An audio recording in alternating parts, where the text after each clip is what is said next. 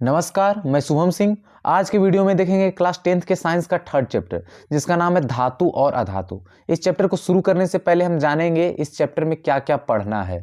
तो सबसे पहले इस चैप्टर में हम लोग देखेंगे धातु किसे कहते हैं, फिर अधातु, अघातुवर्धीयता, तन्यता और फिर ध्वनिक। इतना कर लेने के बाद हम लोग देखेंगे धातु के भौतिक गुणधर्म और अधातु के भौतिक गुणधर्म। फिर हम लोग देखेंगे धातु के रासायनिक गुणधर्म और इसमें हम लोग पढ़ेंगे धातु का वायु के साथ अभिक्रिया, जल के साथ अभिक्रिया, अम्ल के साथ अभिक्रिया और धातु का धातु लवणों के साथ अभिक्रिया। और फिर हम लोग पढ़ेंगे धातु का अधातु के साथ अभिक्रिया। इतना पढ़ते पढ़ते हम लोग कुछ छोटा छोटा टॉपिक भी इसमें देखेंगे, जो है उभयधर्मी ऑक्साइड किसे कहते हैं, एक्वा क्या होता है, थर्मिट अभिक्रिया, विस्थापन अभिक्रिया, सक्रियता श्रेणी किसे कहते हैं, आयनिक यौगिक क्या होता है और आयनिक यौगिक के गुणधर्म के बारे में भी हम लोग पढ़ेंगे। इतना पढ़ लेने के बाद हम पढ़ेंगे धातुओं की प्राप्ति कैसे होती है। और इसको शुरू करने से पहले हम छोटा छोटा पॉइंट देखेंगे, जो कि है अयस्क किसे कहते हैं, गैंग किसे कहते हैं, भर्जन क्या होता है, निष्पातन क्या होता है, अपचयन किसे कहते हैं। जब ये सब हम लोग पढ़ लेंगे उसके बाद हम लोग शुरू करेंगे धातुओं की प्राप्ति कैसे होती है। तो धातुओं की प्राप्ति करने के लिए हम लोग इसमें 3 चरण पढ़ेंगे। पहला जो कि रहेगा अयस्कों का समृद्धिकरण, दूसरा धातुओं का निष्कर्षण और जो तीसरा है धातुओं का परिष्करण। फिर इस चैप्टर का लास्ट टॉपिक बच जाएगा जिसे बोलते हैं हम लोग क्या, संक्षारण। और इसी के अंदर हम लोग पढ़ेंगे यसद लेपन किसे कहते हैं, एनोडीकरण क्या होता है, मिश्र धातु किसे कहते हैं और फिर हम लोग इसमें सोना के बारे में भी जानेंगे कुछ फैक्ट। तो चलिए अब शुरू करते हैं। तो सबसे पहले हम लोग पढ़ेंगे धातु किसे, वे तत्व जो धनावेशित होते हैं धातु कहलाते हैं। वही अधातु की बात करें तो अधातु है वे तत्व जो ऋणावेशित होते हैं अधातु कहलाते हैं। मतलब जिस तत्व के ऊपर प्लस चार्ज हो उसे धातु बोलेंगे और जिस तत्व के ऊपर माइनस चार्ज हो उसे अधातु बोलेंगे। ठीक है, आगे बढ़ते हैं। अब यहाँ पे कुछ छोटा छोटा पॉइंट है जो हम लोग क्लास 8 में ही पढ़ चुके हैं, लेकिन फिर भी देख लेते हैं। अघातुवर्धीयता किसे कहते हैं, तो किसी पदार्थ का वह गुण जिसे पीट कर पतली चादर के रूप में बदला जा सके अघातुवर्धीयता कहलाता है। एक और क्या है, तन्यता किसे कहते हैं, तो किसी पदार्थ का वह गुण जिसे खींचकर लंबी तार के रूप में बदला जा सके तन्यता कहलाता है। और यहाँ पे एक फैक्ट है कि 1 ग्राम सोना से 2 किलोमीटर लंबी तार खींची जा सकती है। ठीक है, आखिरी है ध्वनिक जिसे सोनू रस कहते हैं। तो किसी पदार्थ का वह गुण जो किसी ठोस या कठोर सतह से टकराने पर आवाज उत्पन्न करे ध्वनिक कहलाता है। ठीक है, या सोनू रस कहते हैं। ये सारे के सारे गुण किसमें पाए जाते हैं, ये सारे के सारे गुण धातु में पाए जाते हैं। तो चलिए अब आगे बढ़ते हैं। अब हम लोग को पढ़ना है धातु के भौतिक गुणधर्म। इसकी भौतिक अवस्था की बात करें तो यह चमकदार होती है, कठोर होती है, कमरे के ताप पर ठोस अवस्था में पाई जाती है और यह आघातवर्धनीय होती है। मतलब इसे पीठ का पतली चादर के रूप में बदला जा सकता है। यह तन्य होती है, इसे लंबी तार खींचा जा सकता है, अभी हम लोग पढ़ के आए हैं। ठीक है, यह विद्युत तथा ऊष्मा का सुचालक होता है। धातु का घनत्व और गलनांक अधिक होता है, मतलब ये जल्दी पिघलता नहीं है, इसका घनत्व क्या है, अधिक होता है। यह ध्वनिक होती है, मतलब यह कोई कठोर सतह से टकराने पर आवाज उत्पन्न करती है। ये सब तो हम लोग बहुत पहले से पढ़ते हुए आ रहे हैं, लेकिन अब हम लोग को जो इस क्लास में पढ़ना है वो कुछ फैक्ट है इसके ऊपर। तो चलिए उसको देखते हैं। इसका पहला गुणधर्म अभी हम लोग देखें कि धातु चमकदार होती है। ठीक है, और अगला गुणधर्म है धातु कठोर होती है, लेकिन सभी धातु कठोर नहीं होती। जैसे कि लिथियम, सोडियम, पोटेशियम मुलायम होते हैं और इन्हें चाकू से काटा जा सकता है। यह ठोस अवस्था में पाया जरूर जाता है लेकिन यह मुलायम होता है। ठीक है, और इन्हें चाकू से काटा जा सकता है। ठीक है, अगला गुणधर्म है धातु कमरे के ताप पर ठोस अवस्था में पाई जाती है लेकिन सभी धातु नहीं पाई जाती। जैसे कि मरकरी का बात करें जिसे पारा भी कहते हैं, पारा जो है वह कमरे के ताप पर द्रव अवस्था में पाया जाता है। अगला गुणधर्म की बात करें तो वह धातु अधातुवर्धनीय होती है, मतलब इसे पीट कर पतली चादर बनाया जा सकता है। आगे धातु तन्य होती है, मतलब इसे खींचकर लंबी तार के रूप में खींचा जा सकता है। और अभी हम लोग एक फैक्ट पढ़ के आए कि 1 ग्राम सोना से 2 किलोमीटर लंबी तार खींची जा सकती है। ठीक है, अब आगे बात करें, आगे है धातु जो है वो विद्युत एवं ऊष्मा का सुचालक होता है लेकिन सभी धातु नहीं होता। जैसे कि सीसा और मरकरी विद्युत और ऊष्मा का कुचालक होता है। कौन कौन, सीसा और मरकरी। ठीक है, और अगला गुणधर्म है धातु का घनत्व और गलनांक अधिक होता है लेकिन सभी धातु का नहीं होता। जैसे सोडियम और पोटेशियम की बात करें तो इसका घनत्व और गलनांक कम होता है। ठीक है, यहाँ पे एक क्वेश्चन आता है कि कौन से धातु का गलनांक सबसे कम होता है, या फिर कौन से धातु को हाथ के ऊपर रखने के बाद वह पिघल जाता है, तो वह कौन है, तो वह है गैलियम और सीजियम। गैलियम और सीजियम का गलनांक बहुत कम होता है। ठीक है, अब जब भी आपके पास ऐसा क्वेश्चन आए कि धातु का भौतिक गुणधर्म लिखे, तो बस यही सब लिखना है, ना कि ये फैक्ट। ठीक है, ये फैक्ट को लिखने की जरूरत नहीं है, इससे केवल ऑब्जेक्टिव क्वेश्चन ही आएंगे। ठीक है, अब आगे बढ़ते हैं। अब हम लोग जानेंगे अधातु के भौतिक गुणधर्म के बारे में। इसका गुणधर्म धातु के गुणधर्म के विपरीत होता है। जैसे कि पहला गुणधर्म है इसका, अधातु चमकदार नहीं होती, मतलब धातु वहां क्या था, चमकदार था, और यह चमकदार नहीं है। ठीक है, अगला गुणधर्म है यह कठोर नहीं होती, धातु क्या था वहां पे, कठोर था, और यह कठोर नहीं है। ठीक है, यह कमरे के ताप पर ठोस एवं गैस अवस्था में होती है। जो धातु है वो कमरे के ताप पर केवल ठोस अवस्था में पाया जाता था, और अधातु ठोस के साथ साथ गैस अवस्था में भी पाई जाती है। लेकिन ध्यान देने की बात यहाँ ये है कि यहाँ कोई भी द्रव अवस्था में नहीं पाया जा रहा है, ना धातु ना अधातु। ठीक है, अगला गुणधर्म है अधातु अघात वर्धनीय नहीं होती, यह तन्य भी नहीं होती है। ठीक है, यह विद्युत एवं उष्मा का कुचालक होता है। धातु विद्युत एवं उष्मा का क्या था, सुचालक, और यह कुचालक है। ठीक है, अगला गुणधर्म है अधातु का घनत्व और गलनांक कम होता है। क्या होता है, कम, और उसका क्या था, ज्यादा था। ठीक है, अधातु ध्वनिक नहीं होती, मतलब इसे पीटने के बाद यह आवाज उत्पन्न नहीं करती। ठीक है, ये सब तो था, लेकिन फैक्ट भी है इसके ऊपर कुछ, तो चलिए अब हम लोग उसको देखते हैं। इसका पहला गुणधर्म है अधातु चमकदार नहीं होती। चलो ठीक है, आगे है अधातु कठोर नहीं होती, लेकिन सभी अधातु कठोर नहीं होती ऐसी बात नहीं है, कुछ अधातु कठोर भी होता है। जैसे कि बात करें तो कौन है, हीरा। हीरा क्या है, अधातु होने के बावजूद भी कठोर है। ठीक है, अगला गुणधर्म है अधातु कमरे के ताप पर ठोस एवं गैस अवस्था में पाई जाती है, लेकिन सभी ऐसा बात नहीं है, कुछ एक ऐसा अधातु भी है यहाँ पे जो द्रव अवस्था में भी पाया जाता है, जिसे क्या कहते हैं, ब्रोमीन कहते हैं। ब्रोमीन द्रव अवस्था में भी पाया जाता है अधातु होने के बावजूद। ठीक है, अगला है अधातु वर्धनीय नहीं होती। चलो ठीक है, या तन्य भी नहीं होती, ये भी ठीक है।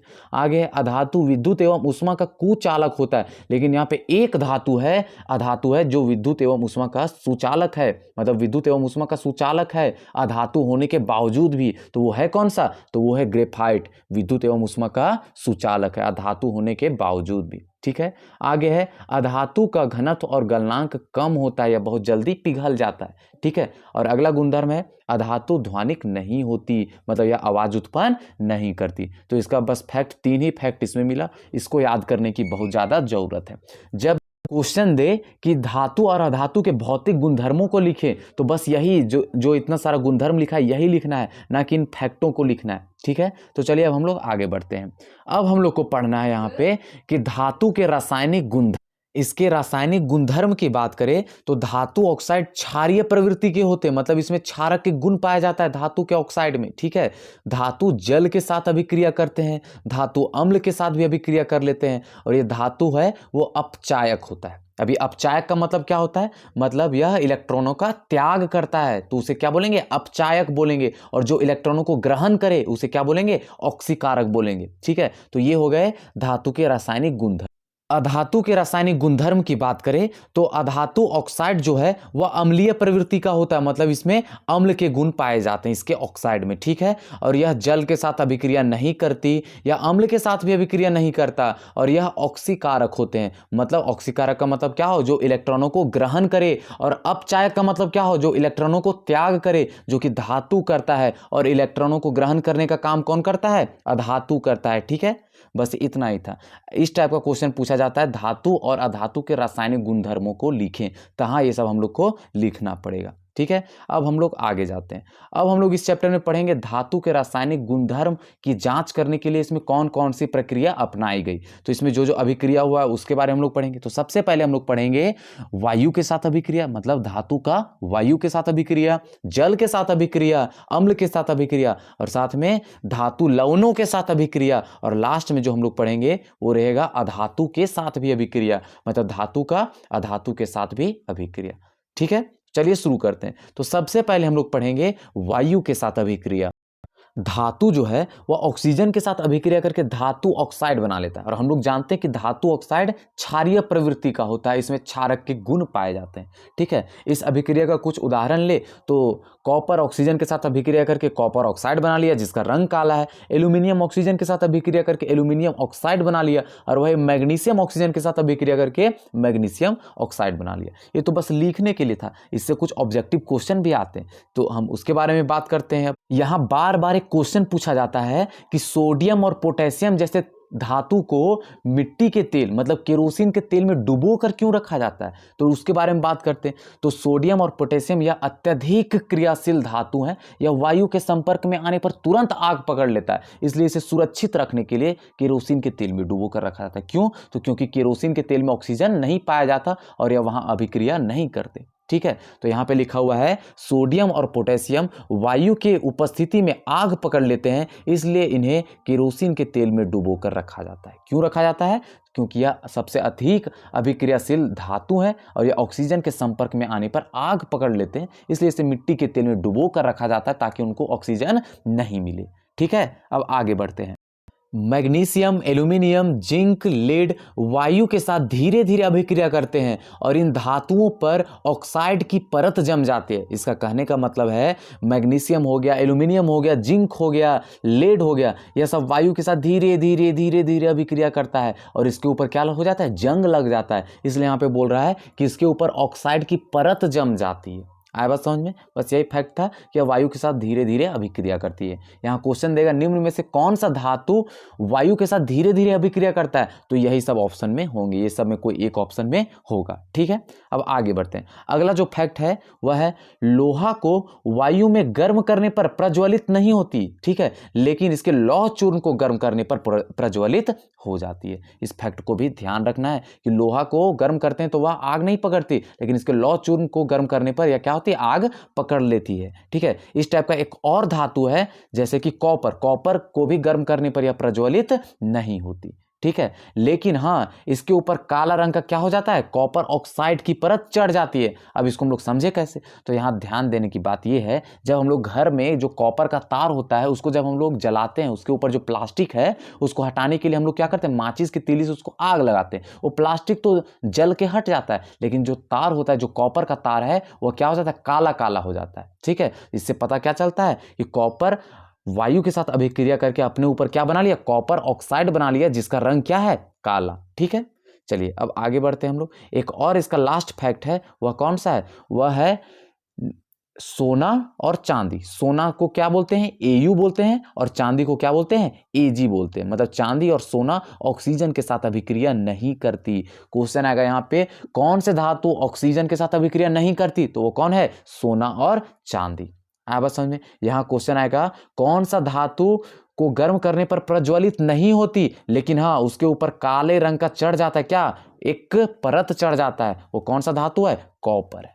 आया बात समझ में? यहाँ पे क्वेश्चन आएगा कि कौन से धातु को गर्म करने पर प्रज्वलित नहीं होती, लेकिन उसका चूर्ण को गर्म करने पर प्रज्वलित हो जाता, तो वो है कौन सा? लोहा। ठीक है, यहाँ पे क्वेश्चन आएगा कौन से धातु वायु के साथ धीरे धीरे अभिक्रिया करके अपने ऊपर ऑक्साइड की परत जमा लेती है, तो कौन कौन सा है? मैग्नीशियम, एल्यूमिनियम, जिंक और लेड। आया बात समझ में? यहाँ अगला क्वेश्चन आएगा कौन से धातु को केरोसिन के तेल में डुबो कर रखा जाता है, तो वह कौन सा है? सोडियम और पोटेशियम।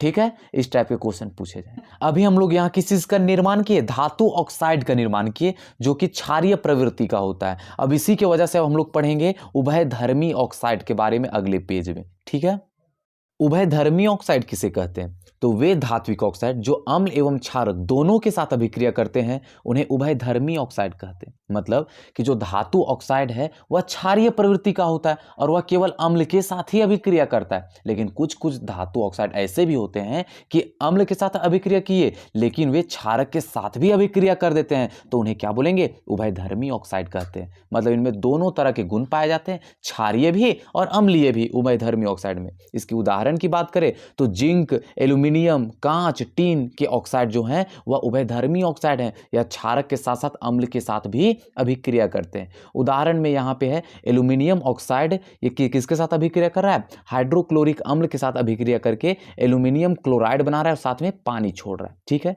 वही बात करें एल्यूमिनियम ऑक्साइड की तो यह क्षारक के साथ अभिक्रिया कर रहा है, किसके साथ? सोडियम हाइड्रोक्साइड के साथ, और क्या बना रहा है? सोडियम एल्यूमिनेट बना रहा है और साथ में पानी छोड़ रहा है। इसको याद करना बहुत ही ज्यादा जरूरी है, यह एग्जाम में बहुत ज्यादा पूछे जाते हैं।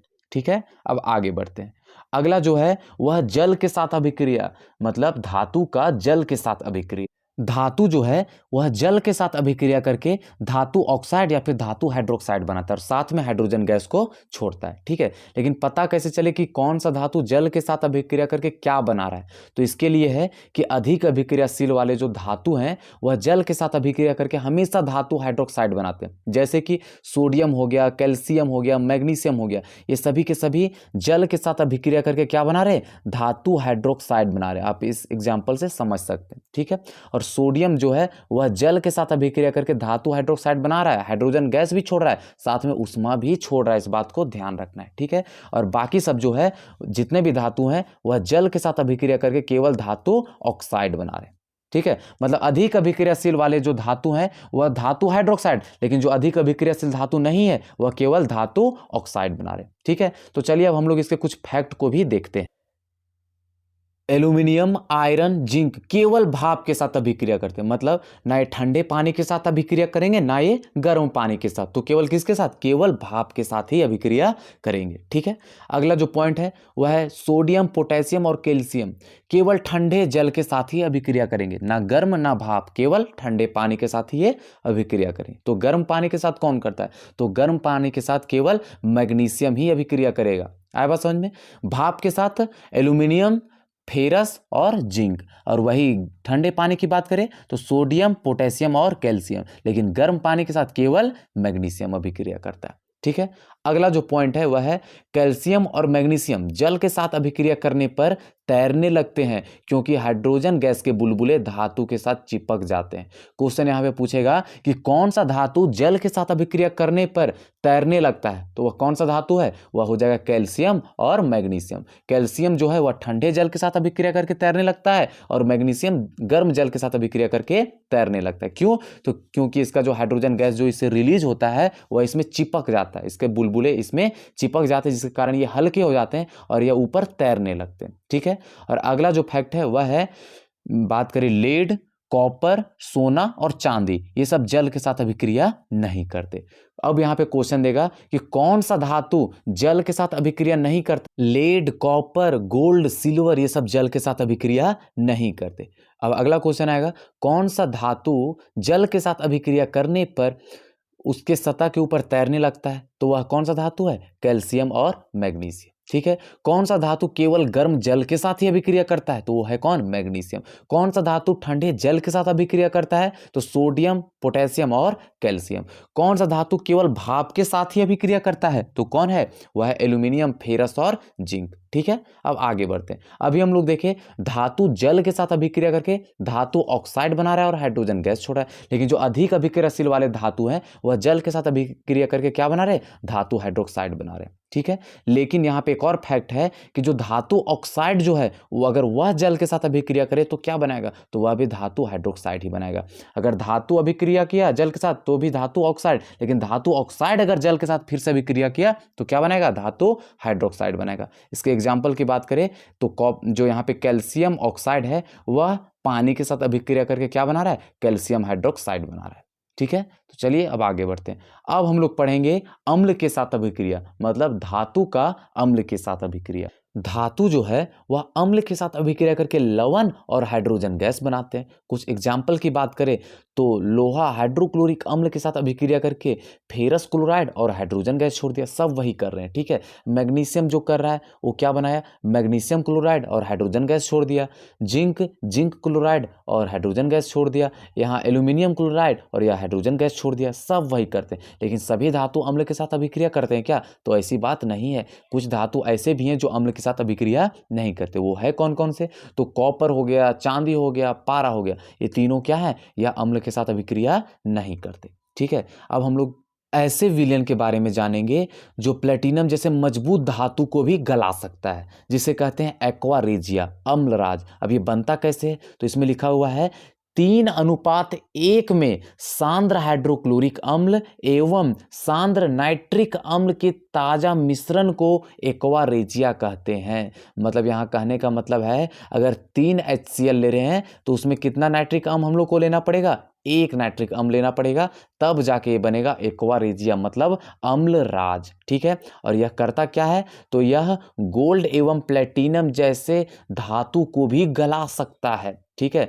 आप इस फोटो में देख सकते हैं, इस ग्लास में क्या रखा हुआ है? एक्वा रेजिया मतलब अम्लराज, और इसमें सोने का एक सिक्का रखा हुआ है, जो कि क्या हो रहा है? धीरे धीरे पिघलता जा रहा है। ठीक है, अब हम लोग आगे बढ़ते हैं। अब हम लोग जानेंगे धातु का धात्विक लवण के साथ अभिक्रिया। धातु जो है वह धातु लवण के साथ अभिक्रिया करके धातु लवण तो बनाता ही है, साथ में एक और धातु को बाहर निकाल देता है। नहीं समझ में आया? तो हम लोग इस एग्जांपल से समझ सकते हैं कि जो जिंक है वह कॉपर सल्फेट के साथ अभिक्रिया करके जिंक सल्फेट बना रहा है, साथ में कॉपर को क्या कर दिया? बाहर निकाल दिया। हाँ बाबू लोग, यह वही विस्थापन अभिक्रिया है जो हम लोग चैप्टर फर्स्ट में पढ़ेंगे। ठीक है, या पढ़ लिए होगे आप लोग। ठीक है, तो विस्थापन अभिक्रिया किसे कहते हैं? तो वह रासायनिक अभिक्रिया जिसमें अधिक क्रियाशील तत्व कम क्रियाशील तत्व को उसके यौगिक से विस्थापित कर देती है, उसे विस्थापन अभिक्रिया कहते हैं। मतलब जो जिंक है यहाँ पे अधिक अभिक्रियाशील है, वह कॉपर को उसके यौगिक से विस्थापित करके वहाँ खुद घुस जाती है और कॉपर को बाहर निकाल देती है।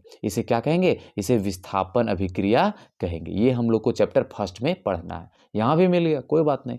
हम लोग यहाँ पे एक ऐसे बहुत भयानक अभिक्रिया के बारे में पढ़ेंगे जिसका नाम है थर्मिट अभिक्रिया। ठीक है, तो चलिए इसके बारे में देखते हैं क्या लिखा हुआ है। आयरन ऑक्साइड के साथ एल्यूमिनियम की अभिक्रिया को थर्मिट अभिक्रिया कहते हैं। आयरन का जो ऑक्साइड है उसके साथ एल्यूमिनियम की अभिक्रिया अगर करवा दिए तो उसे हम लोग क्या बोलेंगे? थर्मिट अभिक्रिया। अब ये क्या कहने वाली बात है? इसका भी कुछ काम वाम है का? तो हाँ बाबू लोग, इसका भी, ये भी बहुत ज़्यादा इंपॉर्टेंट है। ठीक है, जैसे कि यह रेल की पटरी को जोड़ने में भी काम करती है। हम लोग इस वीडियो में समझ सकते हैं कि जो रेल का पटरी टूट जाता है उसको जोड़ने के लिए इस अभिक्रिया का उपयोग किया जाता है। और इसमें कौन कौन सा रहता है?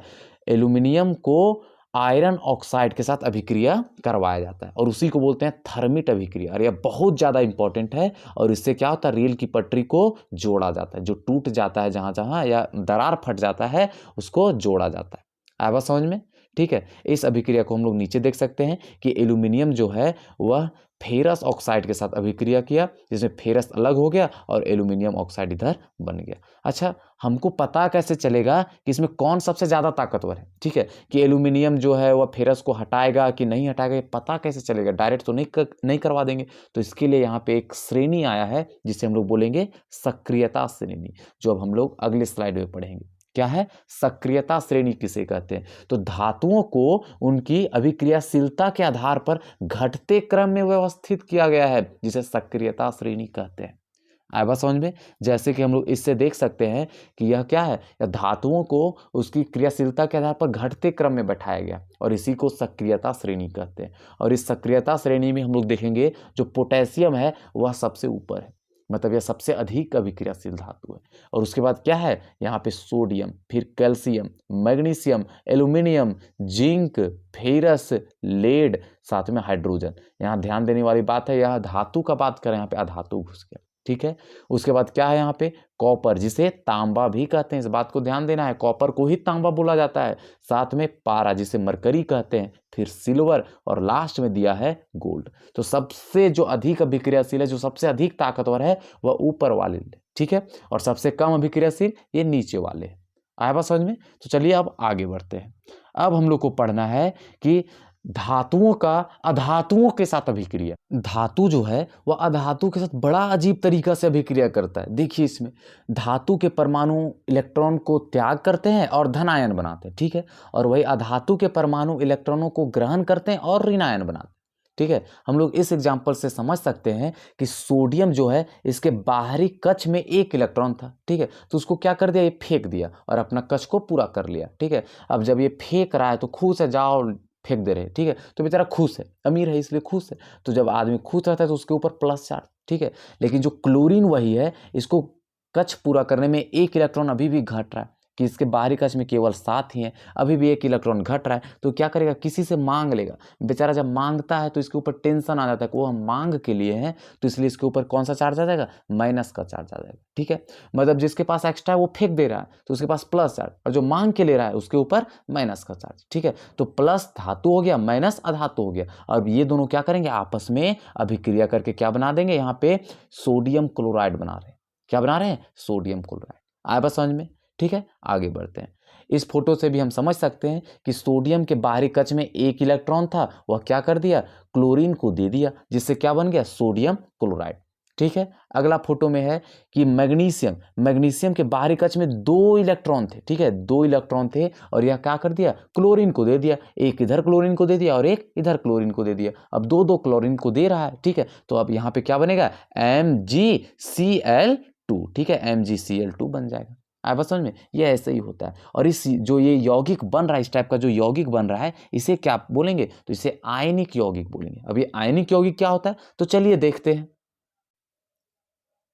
धातु से अधातु में इलेक्ट्रॉनों के स्थानांतरण से बने यौगिक को आयनिक यौगिक या वैद्युत संयोजक यौगिक कहा जाता है। मतलब धातु के ऊपर प्लस चार्ज और अधातु के ऊपर माइनस चार्ज। अब यहाँ पे धातु क्या है, दान नहीं है, बोलेगा जाओ हम अपना इलेक्ट्रॉन अधातु को दे दे रहे हैं, और यही देने के क्रम में जो यहाँ पे यौगिक जो बन रहा है उसी को हम लोग क्या बोलेंगे, आयनिक यौगिक बोलेंगे। अब इसका भी कुछ अपना गुण होगा बाबू लोग। तो अब हम लोग जानेंगे आयनिक यौगिक के गुणधर्म के बारे में। आयनिक यौगिक जो है वो बोले तो NaCl सोडियम क्लोराइड, ये क्या होते हैं, ठोस होते हैं लेकिन मजबूत नहीं होते। इन्हें एक बार पीट दो तो ये फटाक से फूट जाते हैं, तो हम इसे क्या बोलेंगे, ये भंगूर भी होते हैं। ठीक है, अगला जो पॉइंट है, इनका गलनांक और क्वथनांक बहुत अधिक होता है। मतलब कहने का मतलब ये है कि इसे गर्म करो तो ऐसा नहीं ये फटाक से पिघल जाएगा, इसको पिघलाने के लिए बहुत तापमान की आवश्यकता है। ठीक है, अगला पॉइंट है, यह जल में घुलनशील होता है। मतलब इसको पानी में घोल दो तो यह घुल जाएगा। ठीक है, लेकिन पेट्रोल तथा केरोसिन जैसे पदार्थों में नहीं घुलता। इस बात को ध्यान देना है कि यह पानी में तो घुल जाता है लेकिन पेट्रोल तथा केरोसिन जैसे पदार्थों में नहीं घुलता। ठीक है, यह जलीय विलयन में विद्युत का चालन करते हैं। ठीक है, यह विद्युत का चालन करते हैं लेकिन जलीय विलयन में, मतलब पानी में घोल दो तभी करेगा, इससे नहीं करेगा। अगला पॉइंट क्या है, यह ठोस रूप में विद्युत का चालन नहीं करते। आप बात समझ में। चलिए अब आगे बढ़ते हैं।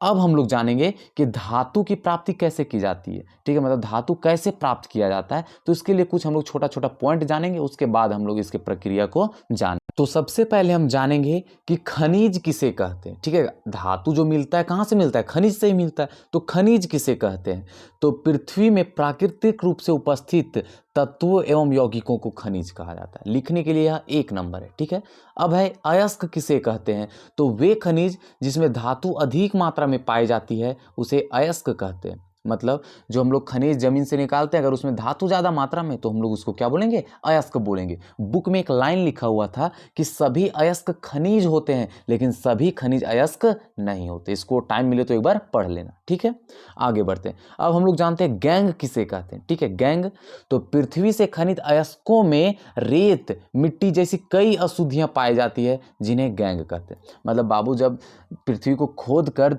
अयस्क को निकाला जाता है, ठीक है, तो उसमें बहुत सारे गंदगी पाए जाते हैं, रेत हो गया, मिट्टी हो गया, तो वही रेत और मिट्टी को यहाँ पे क्या कहा गया है, गैंग कहा गया। ठीक है, आगे बढ़ते हैं। आगे लिखा हुआ भर्जन किसे कहते हैं, तो भर्जन क्या होता है, तो सल्फाइड अयस्क को असीमित वायु की उपस्थिति में गर्म करने पर ऑक्साइड में बदल जाता है। मतलब सल्फाइड अयस्क को जब असीमित वायु की उपस्थिति में हम लोग गर्म करेंगे तो वह ऑक्साइड में बदल जाएगा। इस अभिक्रिया के माध्यम से हम लोग समझते हैं जब हम लोग जिंक सल्फाइड को ऑक्सीजन की उपस्थिति में, कितना ऑक्सीजन, असीमित ऑक्सीजन की उपस्थिति में हम लोग गर्म करते हैं तो यहाँ पे क्या बन जा रहा है, जिंक ऑक्साइड बन जा रहा है। ठीक है, वही बात कर रहे हैं कहाँ, यहाँ पारा का जो सल्फाइड है इसको भी जब हम लोग गर्म करेंगे तो क्या बन जा रहा है, यह बन जा रहा है पारा का ऑक्साइड बन जा रहा है। ठीक है, और यही जो पारा का सल्फाइड यहाँ ऑब्जेक्टिव क्वेश्चन में देगा कि जो यहाँ पे पारा का जो सल्फाइड है, मरकरी का जो सल्फाइड है, इसे सीने बार कहते हैं। क्या कहते हैं, सीने बार। आया बात समझ में। अब आगे बढ़ते हैं। अब जो अगला प्रक्रिया है वह क्या है, निष्पातन किसे कहते हैं। निष्पातन के बारे में हम लोग जान कार्बोनेट अयस्क को सीमित वायु की उपस्थिति में गर्म करने पर ऑक्साइड में बदल जाता है। मतलब अभी हम लोग वहाँ पे भर्जन में पढ़े कि सल्फाइड अयस्क को असीमित वायु की उपस्थिति में गर्म करने पर वह ऑक्साइड में बदल जाता है, लेकिन निष्पादन में लिखा हुआ है कि कार्बोनेट अयस्क को, किसको, कार्बोनेट अयस्क को सीमित वायु की उपस्थिति में गर्म करने पर यह ऑक्साइड में बदल जाता है। यहाँ देख लेते हैं अभिक्रिया में क्या है। यहाँ पे जिंक कार्बोनेट को सीमित वायु की उपस्थिति में गर्म किया गया है, तो यहाँ बन रहा है जिंक ऑक्साइड और साथ में कार्बन डाइऑक्साइड गैस बाहर निकल रहा है। ठीक है, यहाँ पे सीमित वायु, ध्यान देना है, निष्पादन अभिक्रिया में सीमित वायु, लेकिन वही भर्जन अभिक्रिया में क्या था, तो भर्जन अभिक्रिया में हम लोग पढ़ के आए, भर्जन अभिक्रिया में असीमित वायु। ठीक है, और यहाँ पे जो अयस्क था वह सल्फाइड का अयस्क था और असीमित वायु था। ठीक है, और लेकिन वही बात करते हैं हम लोग कहाँ, निष्पादन की बात करें तो इसमें क्या है, तो इसमें सीमित वायु है और कार्बोनेट अयस्क है। ठीक है, अब आगे बढ़ते हैं।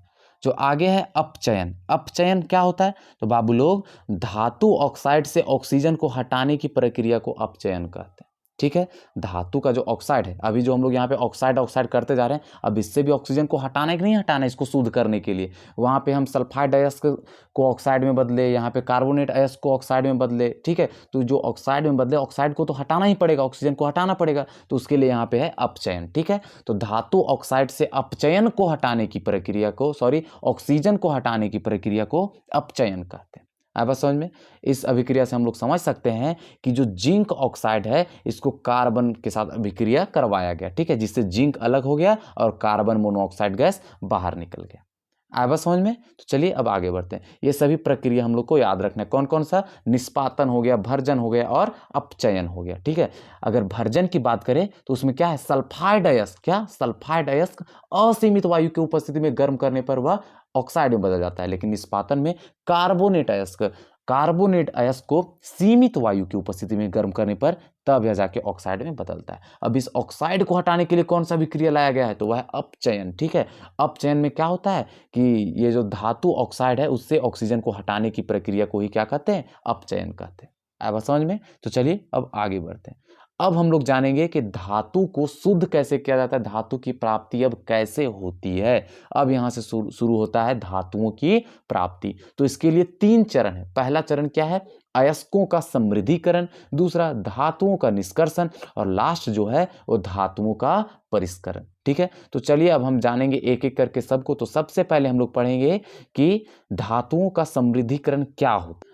अयस्क से गैंग को हटाने की प्रक्रिया को अयस्कों का समृद्धिकरण कहते हैं। ठीक है, यह कई विधियों द्वारा किया जा सकता है, जैसे कि पानी से साफ करके, छान करके, रसायनों का उपयोग करके, चुंबक से। ठीक है, इन प्रक्रिया द्वारा हम क्या कर सकते हैं, गैंग को हटा सकते हैं उसके अयस्क से। ठीक है, तो चलिए अब आगे बढ़ते हैं। अब अगला चरण है जिसे कहते हैं धातुओं का तो अभी तक हम लोग क्या किए, जमीन खोदे और खनिज निकाले, और जिस खनिज में धातु की मात्रा अधिक हो तो उसे हम लोग क्या बोलते हैं, अयस्क बोलते हैं। ठीक है, अब जमीन खोद के हम लोग अयस्क निकाल रहे हैं तो उसमें रेत पाया जाएगा, मिट्टी पाया जाएगा, जिन्हें हम लोग क्या बोलते हैं, गैंग बोलते हैं। ठीक है, तो अब अयस्क से गैंग को हटाने की प्रक्रिया को यहाँ पे अयस्कों का समृद्धिकरण कहा गया। ठीक है, अभी तक हम लोग ये सब देख लिए। अब यहाँ पे हम लोग को शुद्ध अयस्क मिल चुका है। अब हम लोग अयस्क से धातु कैसे प्राप्त करें, तो अब हम लोग उसके बारे में जानेंगे। ठीक है, तो उसी के लिए है धातुओं का निष्कर्षण। आया बात समझ में। तो इसमें हम लोग धातु प्राप्त करने के लिए हम लोग धातु को यहाँ पे 3 भागों में बांटते हैं। ठीक है, पहला जो है वो अधिक अभिक्रियाशील धातु, फिर मध्य अभिक्रियाशील धातु और कम अभिक्रियाशील धातु। अधिक अभिक्रियाशील धातु में सोडियम, ठीक है, पोटेशियम, कैल्शियम, मैग्नीशियम और एल्यूमिनियम आ जाएंगे, और वही मध्य अभिक्रियाशील धातु में जिंक, लोहा, पीबी और कॉपर आ जाएंगे। ठीक है, लेकिन वही अगर कम अभिक्रियाशील धातु की बात करें तो इसमें क्या आएगा, केवल चांदी और सोना आएगा। ठीक है, तो चलिए हम लोग एक एक करके अब इसमें जानते हैं कि अधिक अभिक्रियाशील धातु को कैसे प्राप्त किया जाता है। यह धातु अत्यधिक अभिक्रियाशील होने के कारण अपचयित नहीं होती। अब इतना ताकतवर है, अब इसको कौन जाके इससे ऑक्सीजन को खींचेगा, कोई ऐसा धातु नहीं है जो जाके इनसे ऑक्सीजन को खींच पाए। ठीक है, तो इसलिए इन्हें प्राप्त करना थोड़ा मुश्किल हो जाता है। तो इसके लिए यहाँ पे एक अलग प्रक्रिया को लाया गया जिससे क्या कहते हैं, विद्युत अपघटन। इन धातु को विद्युत अपघटन द्वारा प्राप्त किया जा सकता है। ठीक है, मतलब जो अधिक अभिक्रियाशील धातु है उनका अपचयन होना लगभग नामुमकिन है। ठीक है, इसलिए उन्हें विद्युत अपघटन द्वारा क्या किया जाता है, प्राप्त किया जाता है। ठीक है, अब मध्य अभिक्रियाशील धातु की बात करें जिसमें क्या आता है, जिंक, लोहा, लेड, कॉपर आते हैं, उनको कैसे प्राप्त किया जाता है। तो यह जो धातु है वह सल्फाइड ऑक्साइड और कार्बोनेट अयस्क के रूप में पाए जाते हैं। मतलब स्वतंत्र नहीं पाए जाते। क्या क्या पाए जाते हैं? तो यह सल्फाइड के रूप में पाया जाता है, ऑक्साइड के रूप में पाया जाता है और कार्बोनेट अयस्क के रूप में पाए जाते हैं। ठीक है, तो इनको प्राप्त कैसे किया जाता है? तो अभी हम लोग पढ़ के आए वहाँ पे भर्जन अभिक्रिया। अब वो क्या था कि सल्फाइड अयस्क को असीमित वायु की उपस्थिति में गर्म करने पर वह ऑक्साइड में बदल जाता है। ठीक है, और वही कार्बोनेट को हम लोग कैसे प्राप्त करते थे? तो कार्बोनेट को सीमित वायु की उपस्थिति में गर्म करने पर वह ऑक्साइड में बदल जाता था। ठीक है, अब मतलब सल्फाइड को यहाँ पे ऑक्साइड में चेंज कर दिए, कार्बोनेट को ऑक्साइड में चेंज कर दिए। ऑक्साइड तो यहाँ पे पहले से ऑक्साइड था, अब जब ये तीनों ऑक्साइड ऑक्साइड ऑक्साइड, तो बताओ ऑक्साइड को अब हम लोग इससे ऑक्सीजन निकाले कैसे? तो उसके लिए हम लोग यहाँ पे पढ़े थे क्या? अपचयन। क्या पढ़े थे? अपचयन, जिसमें वहाँ पे ऑक्सीकारक के रूप में क्या था? कार्बन था। कार्बन क्या करता था? इससे भी ऑक्सीजन छीन लिया, इससे भी ऑक्सीजन छीन लिया और इससे भी ऑक्सीजन छीन लिया। अब तीनों यहाँ पे क्या हो गए? स्वतंत्र हो गए। ठीक है, और शुद्ध हो गए। ठीक है, आया बात समझ में? एक बार फिर से हम लोग इसको देख लेते हैं। जो मध्य अभिक्रियाशील धातु है, जैसे क्या हो गया? जिंक हो गया, लोहा हो गया, लेड हो गया, कॉपर हो गया, ये सब किस चीज में पाए जाते हैं? तो सल्फाइड, ऑक्साइड और कार्बोनेट अयस्क के रूप में पाए जाते हैं। ठीक है, तो इनसे क्या कर दो? इनका भर्जन ले लो और इनका निष्पादन ले लो, कार्बोनेट का निष्पादन ले लो। उसके बाद जो ऑक्साइड यहाँ पे बन जाता है, अब ऑक्साइड का हम लोग देखते हैं क्या करते हैं। तो अगला पॉइंट लिखा हुआ है, इन्हें कार्बन द्वारा अपचयन करके अलग किया जाता है। मतलब इनका जो ऑक्साइड है, जो इनसे ऑक्सीजन जो इनमें है, उनको कार्बन द्वारा अपचयन करके अलग किया जाता है। आप समझ में? हो गया शुद्ध, हम लोग को धातु मिल गया। चलिए अब आगे बढ़ते हैं। अब हम लोग जानेंगे आगे कम अभिक्रिया से धातु कैसे प्राप्त किया जाता है। जैसे कि क्या क्या आ गया इसमें? चांदी और सोना। तो इसका पहला पॉइंट लिखा हुआ है, यह बहुत अक्रिय होता है। मतलब किसी के साथ अभिक्रिया नहीं करता। मतलब यह सल्फाइड के रूप में नहीं पाए जाएंगे या कार्बोनेट के रूप में नहीं पाए जाएंगे। ठीक है, तो अगर मिलबो किया तो किस में मिलेगा? यह केवल ऑक्साइड के रूप में पाया जाएगा। आया बात समझ में? ठीक है, तो अगला पॉइंट लिखा हुआ है, इन धातुओं के ऑक्साइड को केवल गर्म करने से ही धातु प्राप्त किया जा सकता है। अब जो इनका ऑक्साइड है, जो यहाँ पे सिल्वर का ऑक्साइड है, ठीक है, सोना का ऑक्साइड है, इनको अगर हम लोग को इनसे अगर अलग करना है ऑक्सीजन को, तो क्या करना है? केवल इसको गर्म कर दो थोड़ा सा, बस ये स्वतंत्र हो जाएंगे। आया बात समझ में? ठीक है, तो चलिए अब आगे बढ़ते हैं। अगला जो है वह है धातुओं का परिष्करण। ठीक है, अभी तक ये इतना था, अब हम लोग पढ़ेंगे धातुओं का परिष्करण। अभी तक जो हम लोग धातु प्राप्त किए वह उतना भी शुद्ध नहीं है। ठीक है, उसमें भी थोड़ी ना थोड़ी अशुद्धियां रह गई है, तो हम लोग उसको शुद्ध करने के लिए यहाँ पे विद्युत अपघटन विधि का प्रयोग कर रहे हैं। अब ये इसमें होता क्या, तो चलिए समझते हैं। एक बड़ा सा बर्तन लिया गया है, ठीक है, उसमें ये जो ब्लू कलर का जो विलियन दिख रहा है, या किस चीज़ का विलियन है? या कॉपर सल्फेट का विलियन है, जिसमें सल्फ्यूरिक अम्ल भी थोड़ा मोड़ा डाल दिया गया है। आया बात समझ में? इसमें दो रड आप लोग को दिखता होगा। एक रड जो है वो है एनोड और दूसरा रड है ये कैथोड। और दोनों क्या है? दोनों कॉपर का ही रड है, बोले तो तांबा का ही रड है। ठीक है, एनोड वाला जो रड है वह मोटा है और अशुद्ध है। ठीक है, कॉपर का है लेकिन अशुद्ध है। लेकिन कैथोड वाला जो रड है वह शुद्ध है और क्या है? यह पतला है। आया बात समझ में? ठीक है, अब यहाँ पे बैटरी भी लगाया गया है। ठीक है, अब जब इसमें बिजली प्रवाहित होती है, विद्युत धारा प्रवाहित होती है, तो होता क्या है? अब हम लोग उसको सबसे पहले समझते हैं। ठीक है, एनोड का रड जो मोटा था वह क्या होने लगता है? धीरे धीरे इस द्रव में घुलने लगता है। आया बात समझ में? और घुल कर जो कॉपर, जो शुद्ध कॉपर था, वह कहाँ जाता है? कैथोड की तरफ भागने लगता है। कहाँ भागता है? कैथोड की तरफ भागने लगता है। आया बात समझ में? लेकिन जो इसमें अशुद्ध चीज था, जो औरी बोरी चीज था, वो क्या होता है? नीचे आके बैठ जाता है। कहाँ बैठता है? कैथोड, एनोड के नीचे आके बैठता है। मतलब समझिए इसको, ये जो एनोड रड है, इसके ऊपर जो शुद्ध कॉपर है वह कहाँ जाता है? द्रव से होते हुए कैथोड की तरफ। लेकिन जो अशुद्ध है वह कहाँ होता है? एनोड के नीचे बैठ जाता है। है बात समझ में?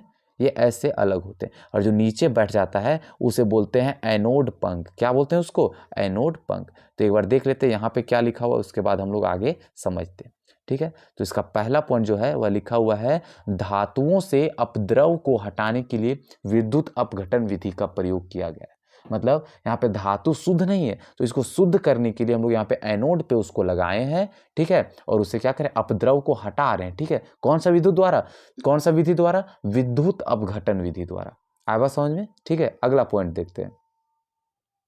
आगे लिखा हुआ है, जब विद्युत धारा प्रवाहित होती है तो अशुद्ध धातु अपघटय में मिलने लगते हैं। मतलब जब यहाँ से विद्युत धारा प्रवाहित होना शुरू हो जाता है तो एनोड रड पे जो कि अशुद्ध है, एनोड रड जो है अशुद्ध कॉपर से बना हुआ है, यह क्या होने लगता है, इस द्रव में घुलने लगता है। ठीक है, जिससे शुद्ध कॉपर कहाँ जाता है, इस कैथोड रड की तरफ, और जो अशुद्धियाँ हैं वह नीचे बैठ जाता है, जिसे क्या कहते हैं, एनोड पंख कहते हैं। अभी हम लोग ये सब देख लिए। ठीक है, अगला पॉइंट लिखा हुआ है शुद्ध धातु कैथोड की ओर। मतलब इसका जो शुद्ध धातु है जो द्रव में मिल जाता है वह कहाँ जाता है, कैथोड की ओर, तथा अशुद्ध धातु एनोड की तली पर बैठ जाते हैं। मतलब जो अशुद्ध चीज होता है वह कहाँ होता है, वह नीचे जाके बैठ जाता है, जिसे हम लोग क्या कहते हैं, एनोड पंख कहते हैं, जिसे एनोड पंख कहते हैं।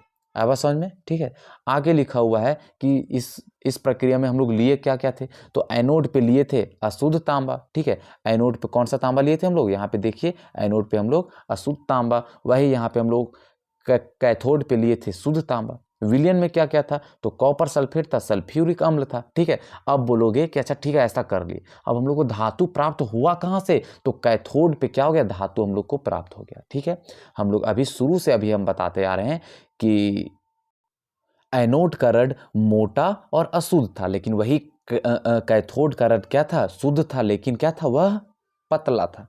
आया बात समझ में। विद्युत धारा प्रवाहित होने के बाद एनोड का रड जो कि मोटा था वह क्या हो गया, धीरे धीरे इस विलयन में घुलते गया, और क्या हो गया, इसका जो शुद्ध भाग था वह कहाँ चला गया, वह कैथोड रड पे चिपक गया, और जो अशुद्ध भाग था वह नीचे बैठ गया, जिसके कारण यह रड क्या हो गया, एकदम से कम हो गया। ठीक है, और यह रड मोटा होते चला गया। ठीक है, मतलब शुद्ध रड जो हम लोग को जो शुद्ध धातु प्राप्त कर रहे हैं वो कहाँ से कर रहे हैं, हम लोग कैथोड से कर रहे हैं। आया बात समझ में। ठीक है, तो चलिए अब हम लोग आगे बढ़ते हैं। अब हम लोग इस चैप्टर का जो आखिरी टॉपिक है उसके बारे में पढ़ेंगे, जिसे संक्षारण का। धातुएं अपने आसपास के अम्ल, आर्द्रता या वायु के संपर्क में आने पर खुद के ऊपर एक परत का निर्माण कर लेती है, जिसे संक्षारण कहते हैं। मतलब खुद को खराब कर देती है। ठीक है, इसके उदाहरण के लिए हम लोग लेते हैं सिल्वर को। ठीक है, सिल्वर वायु में उपस्थित सल्फर के साथ अभिक्रिया करके सिल्वर सल्फाइड बना लेता है। ठीक है, जिसका कारण उसका रंग चेंज हो जाता है, जो कि रंग है क्या है उसका, काला। मतलब जब सिल्वर क्या हो जाता है, संक्षारित हो जाता है, तो उसका रंग क्या हो जाता है, काला हो जाता है। ठीक है, कॉपर की बात करें तो यह आर्द्र कार्बन डाइऑक्साइड के साथ अभिक्रिया करके कॉपर कार्बोनेट बना लेता है। ठीक है, जिसका रंग क्या हो जाता है, हरा हो जाता है। आया बात समझ में। आगे है लोहा। लोहा आर्द्र वायु के साथ अभिक्रिया करके अपने ऊपर एक परत का निर्माण कर लेती है, जिसका रंग क्या हो जाता है, भूरा हो जाता है। सिल्वर की बात करें तो इसका रंग क्या हो जाता है, संचारित होने के बाद काला हो जाता है। आप इस बर्तन में देख सकते हैं, यह संचारित होने के बाद इसका रंग क्या हो चुका है, काला हो चुका है। लेकिन वही कॉपर की बात करें तो यह संचारित होने के बाद इसका रंग क्या हो जाता है, हरा हो जाता है। इस स्टैचू को आप सभी देखे होंगे। ठीक है, इसका रंग पहले पीला था, लेकिन अब ये क्या हो चुका है, अब ये हरा हो गया। आवासन में धीरे धीरे और ये ज़्यादा हरा हो जाएगा। आप लोग को ये बताना है कि यह स्टैचू है कहाँ और इसका नाम क्या है। आया समझ में। यह कॉपर से बना हुआ है, मतलब तांबा से बना हुआ है। ठीक है, और यह संक्षारित होने के बाद इसका रंग क्या हो चुका है, हरा हो गया। ठीक है, लोहे की बात करें तो यह संक्षारित होने के बाद भूरा हो गया। आप इस रड में देख सकते हैं कि इसका रंग क्या हो चुका है, संक्षारित होने के बाद भूरा हो चुका है। आया समझ में। ये था संक्षारण। अब आगे बढ़ते हैं। अब हम लोग जानेंगे संक्षारण से आखिर सुरक्षा कैसे किया जाता है। ठीक है, कोई भी धातु संक्षारित होने से उसे कैसे बचाया जाता है, तो हम लोग अब इसके बारे में पढ़ें। हम लोग धातुओं की सुरक्षा कर सकते हैं उनके ऊपर पेंट करके, तेल लगाकर, ग्रीस लगाकर, विद्युत लेपन करके, यसद लेपन करके, क्रोमियम लेपन करके, एनोडीकरण विधि द्वारा, या फिर उसको मिश्र धातु में बदल कर सकते हैं। आवाज समझ में। इतने तरीका से हम लोग धातु को क्या कर सकते हैं, संक्षारित होने से बचा सकते हैं। अब इसमें कुछ कुछ इंपॉर्टेंट है, तो चलिए हम लोग अब उसके बारे में भी देख लेते हैं। तो सबसे पहले हम लोग देखेंगे यसद लेपन के बारे में। ये क्या होता है, तो लोहा एवं इस्पात को जंग से सुरक्षित रखने के लिए उन पर जस्ते, बोले तो जिंक की पतली परत चढ़ाई जाती है। ठीक है, जिसे यसद लेपन कहते हैं। हम लोग ये सब घर में भी देख चुके हैं, घरों के खिड़की हो जाएंगे उनके ऊपर भी हम लोग ये सब देख चुके हैं। इस खोपड़ी में भी देखिए, इनको सुरक्षित रखने के लिए क्या किया गया है, इनके ऊपर जिंक, बोले तो जस्ता का क्या किया गया, पतली परत चढ़ाया गया। आया समझ में। ठीक है, अब आगे बढ़ते हैं। जो अगला जो पॉइंट है वह है एनोडीकरण किसे कहते हैं। एक ऐसी प्रक्रिया जिसमें विद्युत धारा का उपयोग करके किसी धातु के सतह पर स्थित प्राकृतिक ऑक्साइड के स्तर को और अधिक मोटा किया जाता है, एनोडीकरण कहलाता है। मतलब धातु पे पहले से जंग लगा हुआ है, लेकिन उसमें विद्युत धारा का प्रयोग करके क्या कर दिया गया है, उसके स्तर को और ज़्यादा मोटा कर दिया गया, ठीक है, ताकि अंदर वाला भाग क्या रहे, सुरक्षित रहे। तो इसी प्रक्रिया को एनोडीकरण कहते हैं और अधिकतर ऐसा एल्यूमिनियम में देखा गया। आप इसमें देख सकते हैं कि इनके ऊपर क्या किया गया है, उसको विद्युत धारा प्रवाहित करके इसका ऊपर जो जंग लगा हुआ था उसको और ज़्यादा मोटा कर दिया गया है, ठीक है, और उसके ऊपर पेंट कर दिया गया है। देखने में ये सुंदर लग रहा है, ठीक है, और यह है किस चीज़ का, एल्यूमिनियम का। इस प्रक्रिया को अधिकतर एल्यूमिनियम पे अपनाया जाता है। आवाज समझ में, ठीक है। तो चलिए अब आगे बढ़ते हैं। अब आगे हम लोग पढ़ेंगे मिश्र धातु के बारे में कि मिश्र धातु किसे कहते हैं।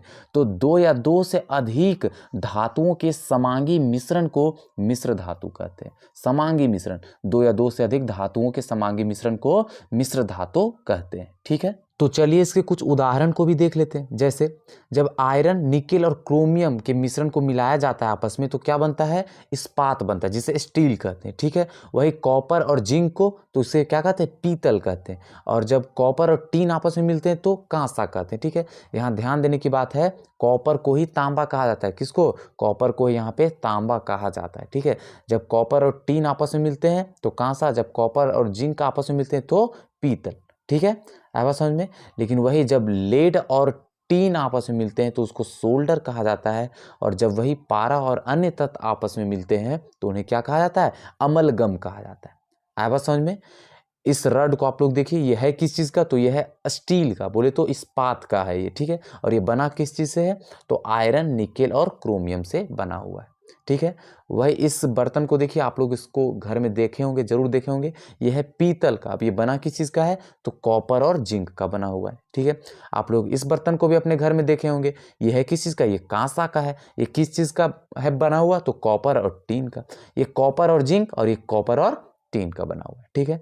आप लोग इससे भी देखे होंगे, ठीक है। ये क्या है, सोल्डिंग करने वाला मशीन है, बोले तो सोल्डर है, ठीक है। अब ये बना किस चीज़ का है, तो ये बना है लेड और टीन का बना हुआ है, ठीक है।